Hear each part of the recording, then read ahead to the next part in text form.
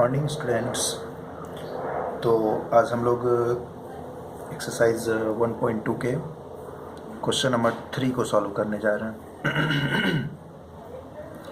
Question number 3 जो है वो बहुत ही आसान है, क्योंकि इसमें जो कह रहा है वो हम पहले कई बार क्वेश्चन नंबर फर्स्ट में निकाल चुके हैं, सेकेंड में भी उसी तरीके से निकालते आए हैं, और इसमें भी क्या कह रहा है देखिए।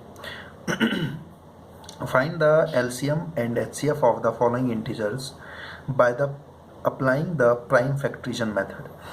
सेम क्वेश्चन हमने फर्स्ट नंबर भी बनाया था कि कुछ नंबर्स दिए हुए थे हमें और उस नंबर का हमने प्राइम फैक्टर निकाला था। तो यहाँ पर भी क्या करना है, हमें प्राइम फैक्टराइजेशन मेथड के द्वारा LCM एंड HCF निकालना है। तो सबसे पहले कुछ नहीं करना है, एक तो ये छोटा छोटा नंबर है, इसका पहले फैक्टर्स निकाल लेना है। बाद में जो क्वेश्चन नंबर सेकेंड में करते थे, कॉमन ले लेते थे, याद है ना आपको, जो LCM एंड HCF कैसे निकालते थे, सेम उसी तरीके से क्वेश्चन नंबर 3 को भी सॉल्व करेंगे। ठीक है, तो आइए क्वेश्चन नंबर थर्ड का फर्स्ट नंबर को सॉल्व करते हैं।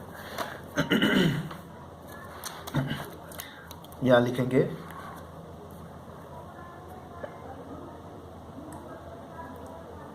एक्सरसाइज 1.2 क्वेश्चन नंबर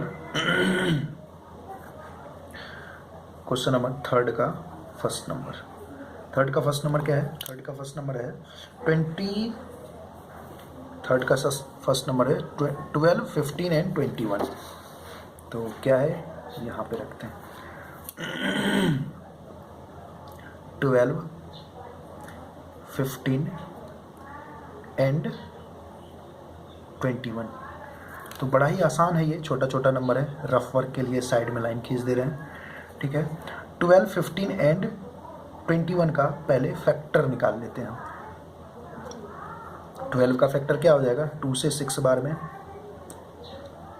फिर 2 से कटेगा 3 बार में, फिर 3 1 बार में। ठीक है, तो यहाँ पर लिखना है हमें 12 इज इक्वल टू, इसका फैक्टर क्या क्या आया, 2 मल्टीप्लाई 3, 2 2 जा 4, 3 जा 12।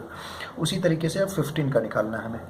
तो 15 का क्या हो जाएगा, 2 से तो लगेगा नहीं, 3 से करते हैं, 3 5 जा 15, फिर 5 से हो जाएगा ये डायरेक्ट, 5 1 जा 5, तो 3 मल्टीप्लाई 5।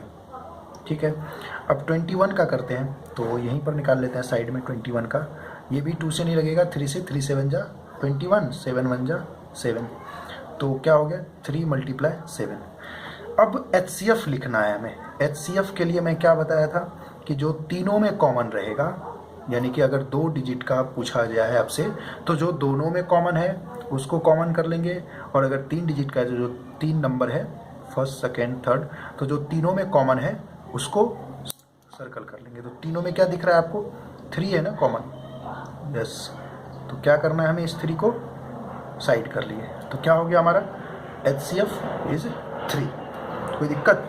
LCM के लिए भी शायद आप लोगों को याद होगा कि LCM में क्या करते थे हम, जो कॉमन है उसको तो उसके एक पार्ट को लिखेंगे, बाकी जितने भी फैक्टर्स निकले हुए हैं नंबर के, उस सब फैक्टर को लिख के मल्टीप्लाई कर देना है। तो ऊपर में 2 मल्टीप्लाई 2, फिर एक 3 ले लेना है तीनों से, एक 5 ले लेना है सेकेंड वाले से, और थर्ड वाले से एक 7 ले लेना है। ठीक है, इसको मल्टीप्लाई करेंगे तो कितना हो जाएगा, मल्टीप्लाई करने के बाद 2 2 जा 4, 4 3 जा 12, 12 5 जा 60, 67 जा 420। ये आपका फर्स्ट नंबर कंप्लीट। चलिए सेकेंड नंबर क्वेश्चन है मेरा। सेकेंड नंबर में कह रहा है 510 सॉरी ये रहा थर्ड का सेकेंड नंबर, 17, 23 एंड 29। तीनों का फटाफट निकालना है। 17 तो 17 का क्या हो जाएगा, 17 का तो वही होगा ना, 17 का क्या निकल जाएगा, 17 ही होगा क्योंकि ये प्राइम नंबर है। एंड 23 का क्या होगा, ये भी प्राइम नंबर है। एंड 29 का क्या होगा, ये भी प्राइम नंबर है। अब आप कहोगे कि सर आपने बताया था कि HCF जब निकालते हैं हम, तो तीनों में जो कॉमन रहेगा उसको लिखना है। तो इसमें तो तीनों में कोई कॉमन ही नहीं है, सब डिफरेंट है ना।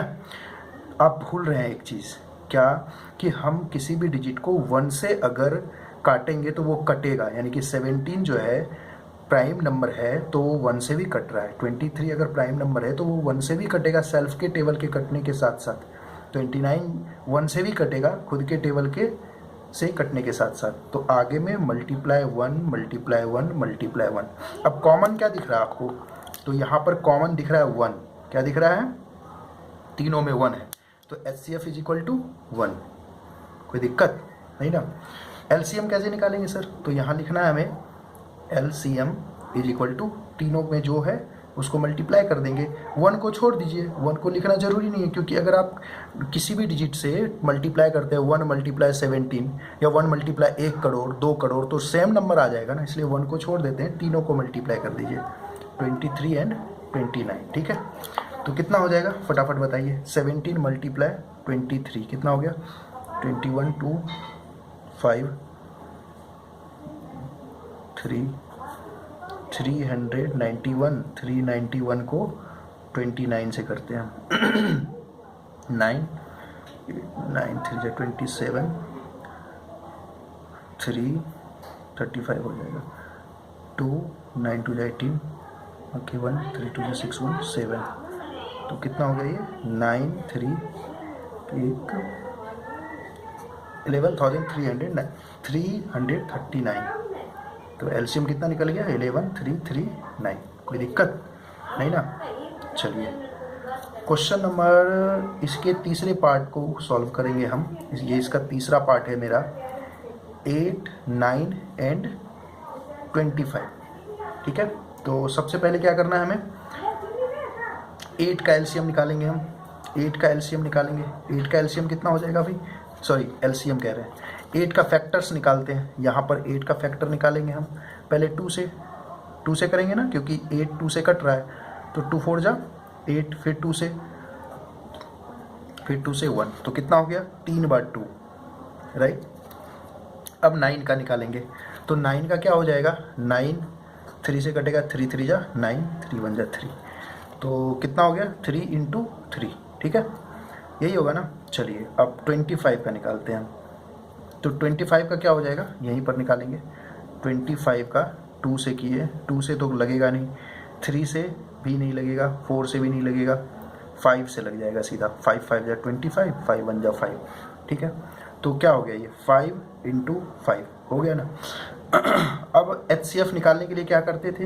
याद कीजिए, जो तीनों में कॉमन होता था, बट यहाँ पर तो वही सेम कंडीशन आ गया जो इसमें आया था कि तीनों तो कॉमन है ही नहीं, इसमें कुछ भी नहीं है ना। तो फिर वही करेंगे जो किए थे कि इसके पहले भी तो 1 है ना, सब में 1 से तो सभी कट रहे हैं ना।